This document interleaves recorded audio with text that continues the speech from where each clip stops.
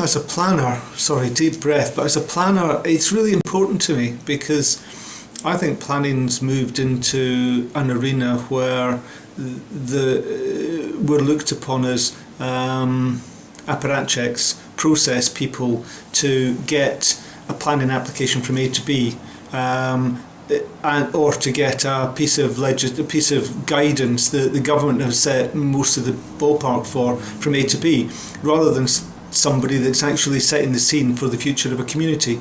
And I think that's the fundamental that I bring from my planning training. Planning's about the big picture, the future of the community, and also the fine grain of the community. How will it work for real people, not just about buildings or road junctions or what your friendly highways engineer says is a road safety concern? Because to be perfectly honest, you've still got to make the judgment yourself.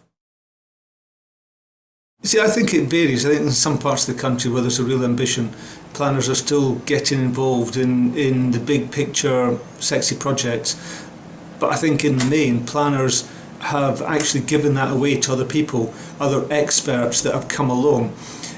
Whereas, in my experience, when I came out, I'm an old man in planning these days, and when I started in planning, the average planner stuck their finger or their thumb into everybody else's pies. We got involved in housing, we got involved in tourism, we got involved in economic development, we tied it all together, we saw how it worked, we said, well look, we've got all the training, we've got all the expertise and the knowledge, and we can help you make all of this work and join it up. And that's what people like me in the centre of a local authority or in the centre of any organisation want these days. We want people with the skills and the training and the insight to be able to help us to join things up and get more than the sum of the parts. That wonderful old phrase, let's try and get synergy out of what we're actually doing. And I think planning training actually provides that. That's what's been the backbone for my career. That wonderful Gedesian bit of training about, look, analyse, plan and then implement, rather than just sit in a back room and just do the bit of planning. I think some of the challenges and some of the blockages for the young planners these days are other people's perceptions, and the fact that we as a planning profession sometimes are too willing to fit into those perceptions and stereotypes.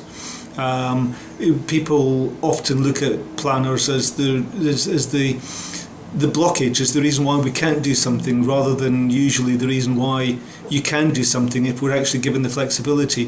I think partially government has actually railroaded the planning profession into something that's far too tight. They've given us a role which is about almost a policeman rather than as a facilitator. And I think the average planner needs to be bold, needs to muscle in. They need to actually come up. I can't remember the last time a planner in my organisation came up to me and said, Rob, I want to be involved in this project. Rob, I've got a bright idea. Can I actually run with it?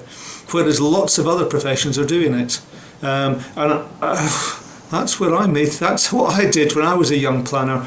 I made mistakes, but it was about enthusiasm and insight and a friendly bit of coaching from some of my colleagues and my superiors that let me build my career. And I think the average planner needs to actually start to be slightly bolder and break out of some of the imposed stereotypes and straitjackets that they've been given. My job as a chief exec in a local authority is about big picture place shaping. It's about influencing communities. It's about addressing imbalance. It's about people, looking at poverty, giving people opportunities. And isn't that what planning's about? Isn't that what we all come into planning for? It's about place shaping.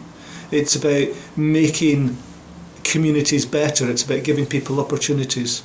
And if you're good at that bit and you're keen and enthusiastic about that place shaping and helping communities, then you want to get involved in the bigger picture and not just the narrow professional bit. You want to put your fingers into everybody else's pies. You want to be in the corporate core and playing with at a higher level with public and private sector partners to make that real difference, because that difference isn't just about dealing with a planning application or drawing up a plan on paper.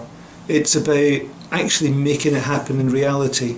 And if you're a planner and you want to be you want to get on, you want to be a leader, then go start speaking to your next door neighbours in the other professions. Go speak to your bosses. Go speak to your chief exec, and actually say, I want to place make for people and not just for planning applications.